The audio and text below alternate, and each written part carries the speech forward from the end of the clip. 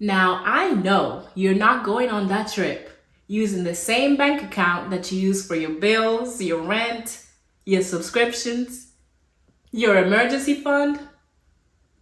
Please be for real. Be for real.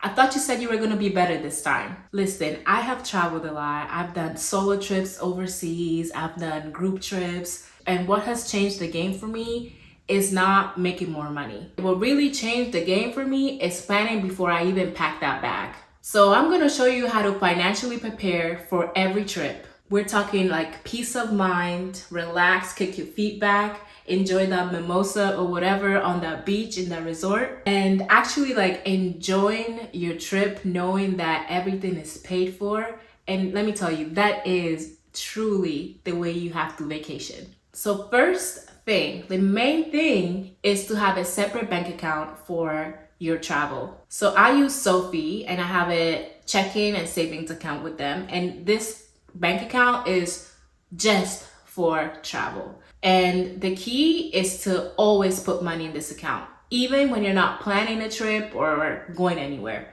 But that can really ease the amount of stress that comes with planning. So what I do is maybe a week I'll start putting $100, another week I'll do $20. So just constantly putting money in this account can help long term. I also have this account or the card or my checking card linked to my Cash App so that when I am transferring money between friends while we're traveling, I know that it's coming from the right account. And when I'm on the trip, I'm using these accounts, I'm using this account, and I'm not looking at my bills account, my emergency fund. I'm not looking at that. Actually, all of that, it's away.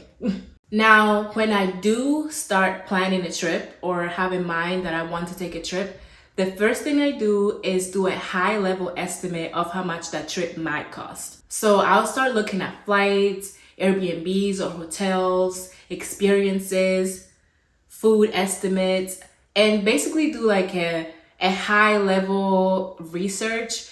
And then sometimes I actually use ChatGPT to give me the rough estimate. So I'll tell it where I'm going, how long I want to stay, the type of activities I want to do.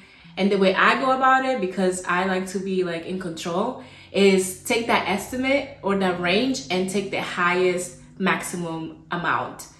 And I'll have that number as my goal of how much money I would save for that trip. Once I know that total high level estimate amount, I take that and kind of break it down into realistic goals. So I usually take that number and divide it by the months or weeks until the trip. But you always have to keep in mind big purchases, because a lot of time we buy bigger purchases like a flight or like a big event ahead of time, maybe like in a month or so. I'll focus on that goal, then I'll go forward into the rough estimate, high estimate level that we talked about. So let me give you an example. Say my trip is in 4 months and I've estimated $3,000 for the whole trip. But then I also want to buy my flight and it costs about $800. And I would like to buy my flight in a month. I'll take that $800 and I'll divide it by 4 weeks, and that will give me a saving amount, a weekly saving amount of $200. Then after I purchase my flight, I will take that remaining amount, $2,200, and I'll divide it by the 3 months left prior to my trip, and that will give me $733. Now, I normally take that amount and adjust it based on how I get paid and how I get my income. So since I get paid bi-weekly, I also will adjust that amount to fit into my bi-weekly budget. So it's important for you to use this in your budget or the way you just, get income, so that it works for your schedule and for your lifestyle. And honestly, this helps you diminish that stress that you normally have when you do have to go on a trip and plan for a trip, especially if it's expensive. And it kind of gives you like a peace of mind when you're about to go on your trip. So the way I usually do it, my order is the flights first, or like whatever is the highest expense, normally the flight. And then I'll look at my stay, so like my Airbnb or hotels. And then I'll look at the experiences and events I want to attend. And then after that is when I look into like the food, the travel, like the local travel that I will be doing there and things like that. You always want to have some fun money. You never know, like trips can be very unexpected. You might want to buy souvenirs and other things like that. So I always try to keep like a cushion for fun times, you know? So that's also something that you should keep in mind. I also do use a credit card. I use the Chase Sapphire Preferred credit card because of their point system. Just works best for like how I travel. This doesn't mean that you should not still save money. You should still complete all the savings, all the monthly, weekly, whatever your schedule is, savings, because you need to pay that card off. But I use it more as a tool rather than something that can put me back. So I use it for points, I use it for travel protection, and I use it for rewards as well, because who doesn't like rewards?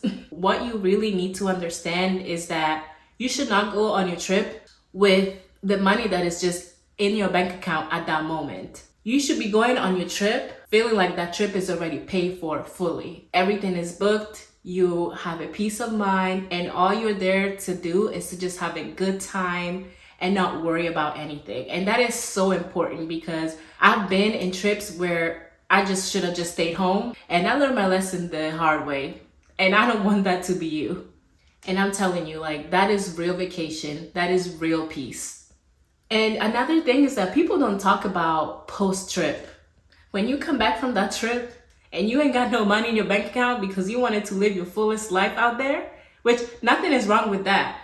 But that feeling of coming back, you have to come back to reality, and that will hit you hard if you're not prepared. So that's another thing. I always try to make sure that my bills account stays intact, and actually might have a little bit more than usual because things happen. Things happen. Travel can be great, but it can also set you back. So I want you to comment below and tell me about all your travels and how you prepare to travel, and maybe you can also give me some tips. And if this video helped you in any shape or form, please like, comment below. I would love to hear it. Let's just have the trips that we deserve, a peace of mind, and let the stress go. And I hope you enjoyed it. Thank you.